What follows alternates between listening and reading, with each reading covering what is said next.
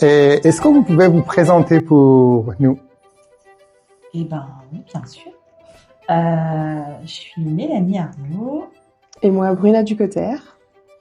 Et on est toutes les deux en train de développer une start-up pour la santé des femmes. Oui. Voilà, un peu plus loin que leur appareil reproducteur. Pourquoi vous êtes là aujourd'hui? Comment vous êtes informé qu'il y a un événement comme ça ici? Est-ce que vous avez déjà expérience de participer à un Startup Weekend? Alors, comment on a eu notion du Startup Weekend? C'était à l'issue de l'apéro pitch inversé, organisé au Totem, ici par Colunch et un autre organisme dont le nom m'échappe. Et du coup, on a reçu l'information que il y aurait un Startup Weekend ce week-end à Grenoble. Après, comment on a eu l'information qu'il y avait l'apéro pitch? Je ne me souviens plus. Alors je traînais sur LinkedIn. Exactement. Est-ce que vous avez avancé? Comment vous avez vécu les expériences en Startup Weekend cette année? Bon, sur ce week-end-là? Oui. Et ben du coup, on a avancé, on apprend des choses, puisqu'on a eu la chance de pitcher vendredi, mais malheureusement, on n'a pas eu la chance d'être retenu à la levée de fonds. Donc c'était un exercice intéressant qu'on n'avait jamais fait, et on s'est dit qu'il fallait vraiment qu'on s'améliore là-dessus. Totalement. Voilà. Et comment on avance à titre personnel par rapport à notre projet? Au travers d'autres projets. On s'est greffé à un projet qui, par rapport à la thématique qui est loin, nous on gravite autour de la santé et notamment des femmes, mais on retrouve quand même des grandes thématiques, des marqueurs qui nous seront utiles plus tard, comme le financement, le marketing, etc. Et du coup, on a quand même des notions très très limitées par rapport à ça, et donc on a vraiment la chance de croiser des coachs, des conférences pour accumuler plus d'informations autour de ça. Donc on avance à titre personnel, des fois on briefe un petit peu toutes les deux et se dire ah ok d'accord, il faudrait qu'on pense comme ci, comme ça pour notre projet. Donc on collabore avec un autre groupe pour un projet, mais on prend des notes pour plus tard. Exactement.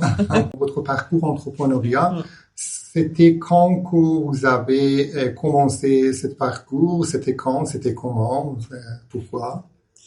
Eh ben, on a commencé il y a un peu plus d'1 an, je dirais. Du coup, c'est moi qui avais initié un peu l'idée. J'avais eu quelques soucis de santé en tant que femme. Ça m'est arrivé plusieurs fois, mais c'était surtout arrivé pendant la grossesse. Et du coup, j'en ai parlé avec Bruna et je dis c'est pas possible, faut qu'on fasse quelque chose. Donc l'idée est partie comme ça. On a quand même vérifié que rien ne se faisait. On a commencé à chercher, rien n'avait l'air de se faire dans ce domaine. Donc on s'est dit allez, on y va.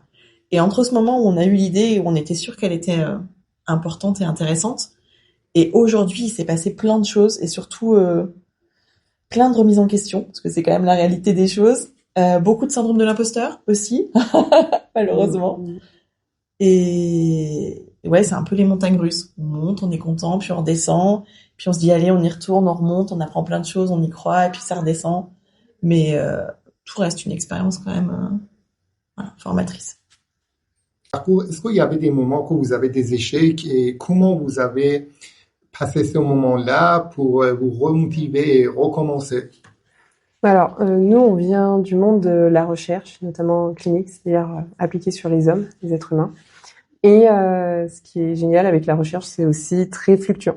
C'est-à-dire, on a une idée, on s'investit dedans, on n'a pas forcément les résultats que l'on veut. Et donc, c'est en permanence une remise en question et savoir vers où on peut aller finalement. À titre personnel, pour moi, il y a pratiquement jamais de mauvaise réponse. C'est-à-dire que ça apporte une réponse, et soit ça ouvre des portes, soit ça ferme des portes. Ça veut dire que ça indique un autre chemin. Mais globalement, j'assimile beaucoup, je fais un parallèle avec notre expérience professionnelle et l'entrepreneuriat. C'est en permanence des remises en question. On est toutes les deux ultra stimulées, on a énormément d'imagination. Donc, et même si des fois c'est un peu décevant, on s'arrête pratiquement jamais, quoi. Donc, pour le moment, jusqu'aujourd'hui. On a eu des moments de remise en question. Effectivement, c'est vrai que c'est un projet un peu complexe et qu'on avait un peu du mal à expliquer au début aux autres personnes. Et du coup, on nous disait mais non, ça va pas, faut que tu fasses autrement. Du coup, on se dit ah mince, peut-être, oui, effectivement, faut qu'on fasse autrement. Puis là, on va à fond dedans, on développe cette idée et puis on se dit mais non, en fait, ça nous correspond plus. Allez, on revient en arrière. Ah mince, faut tout qu'on recommence. Là, c'est dur. Mais il faut pas perdre de vue, je pense, l'objectif de départ. C'est vrai que c'est pas facile. À votre avis, entrepreneuriat, c'est quoi? Si vous voulez raconter entrepreneur, parce qu'on a, par exemple, plusieurs points de vue. Il y a des personnes qui disent qu'on doit faire copier-coller. Il y a des personnes qui disent qu'il faut créer les choses qui n'existent pas. Il y a des gens qui parlent de externalisation de toutes les choses et gérer le système comme une plateforme. Il y a plusieurs idées par rapport à l'entrepreneuriat. À votre avis, le mot entrepreneuriat raconte quelle histoire pour les gens, pour vous et pour les gens? Question très intéressante. C'est difficile, effectivement, ça peut vouloir dire plein de choses. Pour nous, qu'est-ce que ça veut dire l'entrepreneuriat? Je pense que pour moi, ça veut dire tout gérer, mais Oui. Très très bonne définition. c'est peut-être ce qui fait un peu peur d'ailleurs. Mais je pense pas qu'il fasse faire copier-coller des autres. Chaque projet est différent. Après, on peut s'inspirer des idées des autres pour montrer qu'effectivement, il y a d'autres voies et si celle-là c'est pas la bonne, ben c'est pas grave. Il y en a peut-être une autre à essayer. Mais de là à copier, peut-être pas, mais voilà. Pour moi, c'est une question de sensibilité et je vois plus ça comme des outils, des modèles. Et on est obligé des fois un peu de tester. Et il y a des outils qui nous parlent un petit peu plus et du coup, on reproduira, mais à notre façon. C'est un peu ma définition, un peu...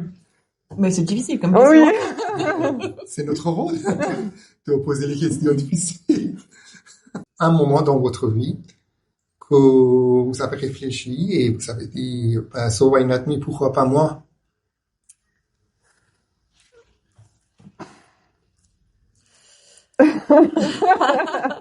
C'est ce qu'on essaye de se dire à chaque fois qu'on fait des challenges comme le Startup Weekend. Oui. Pourquoi est-ce que ça serait pas moi qui gagnerais tout compte fait? Bon, des fois ça marche, des fois ça marche pas.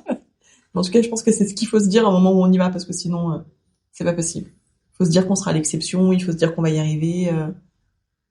Donc oui. C'est marrant parce que moi, ce qui me drive, c'est vraiment le cœur du projet. Pourquoi je fais ça? Et donc, je me pose moins la question, pourquoi pas moi? Et donc, je m'investis totalement différemment et j'y crois tellement que j'y vais. Même si, de base, j'ai un petit peu peur aussi de ce qui va m'arriver, ce que font les autres tout autour et ce que cela impliquerait finalement. Mais je suis persuadée qu'il y a une utilité derrière. Et bon, parle-nous de la santé des femmes. Et donc, j'y vais parce que je sais qu'on peut y arriver. Quelle est votre vision dans 5 ans? On aura réussi, bien sûr. Dans 5 ans, on aura monté l'entreprise, on sera en train de grossir.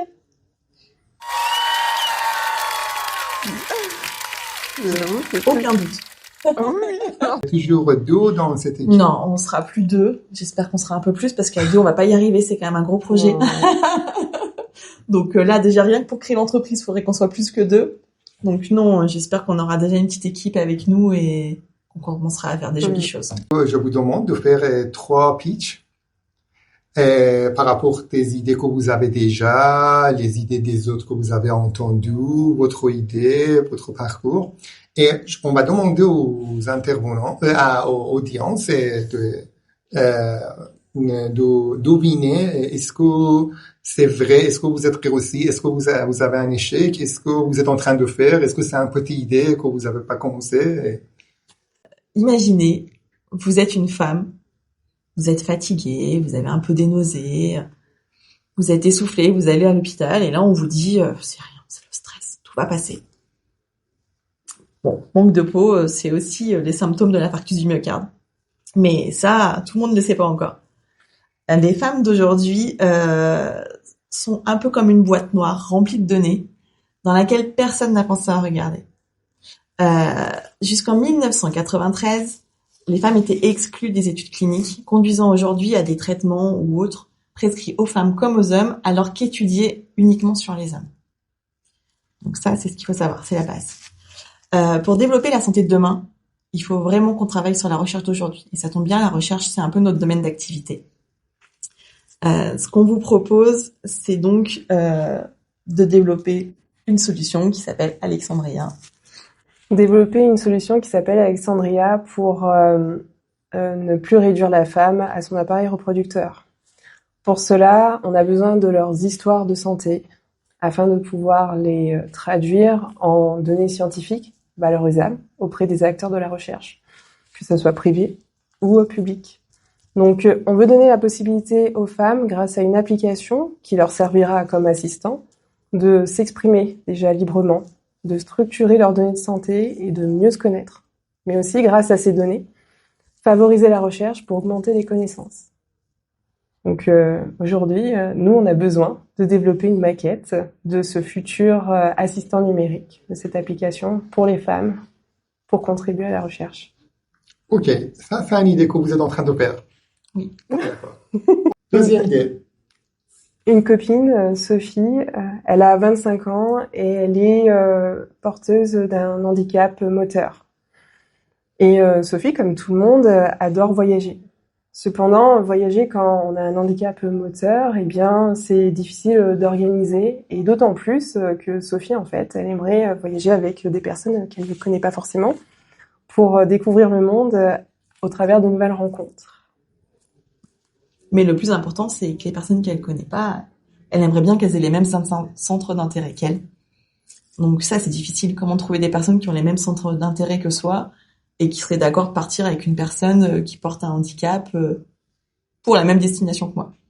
Donc du coup, ce qu'on propose, c'est une application de matching donc qui réunit les personnes qui ont les mêmes personnalités, les mêmes envies et qui vont faire le même voyage. Mais le plus important, en fait, c'est pas tant le voyage, c'est surtout voilà, comment on voyage, avec qui on voyage.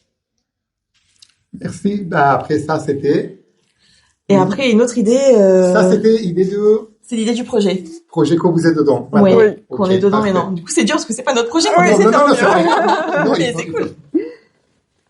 Un troisième projet. Vous avez fait, je sais. À un moment, on a voulu monter un camion de crêpes au CHU, tu te souviens? Oui, ça c'est... Ça, c'est drôle. Oui. C'est totalement un échec. Après, oui, essayez de valoriser ça un peu. Ok. Ah bon? Moi, Allez, j'essaye de lancer le début. Allez, vas-y, je sais plus ce que je veux dire, ouais. Alors, imaginez des milliers de personnes qui travaillent au même endroit. Elles ont un seul endroit pour manger, le self à midi, et rien d'autre. On a tous un petit peu faim vers 4 heures ou vers 10 heures, au choix. Mais rien à nous proposer. Du coup, ce qu'on s'est dit, c'est qu'on pouvait peut-être proposer une solution à ce problème qui serait de mettre en place un petit camion à crêpes en bas de votre société. Ce que nous proposons, c'est des crêpes avec des produits locaux. Nous, on veut favoriser les circuits courts et vous faire découvrir de nouvelles saveurs. Mais surtout, on veut vous régaler. Et vous permettre de faire une petite pause dans votre journée. Merci vraiment. Oh là là. Si vous voulez ajouter une astuce à la fin de notre interview, parce que les gens toujours ils ont envie d'avoir un petit astuce à la fin de chaque émission, est-ce que vous pouvez ajouter une phrase, 2 phrases pour un peu... C'est une chacune, mais moi j'ai bien une idée déjà. Du coup, l'astuce, c'est de pas avoir peur. Pas avoir peur de parler du projet, parce qu'en fait, personne va vous piquer votre idée. C'est déjà tellement dur de développer une idée, chacun développe la sienne. Et surtout, n'hésitez pas à demander. Faut demander, en fait, les gens, ils vont rien vous proposer. Si vous demandez pas, vous aurez rien. Merci, génial. Elle a trop bien résumé. Parce que ça, il y a un an à le découvrir, quoi. Et toi? Elle a tellement bien résumé. Un truc que tu aurais voulu dire à la Bruna d'il y a un an. Ah.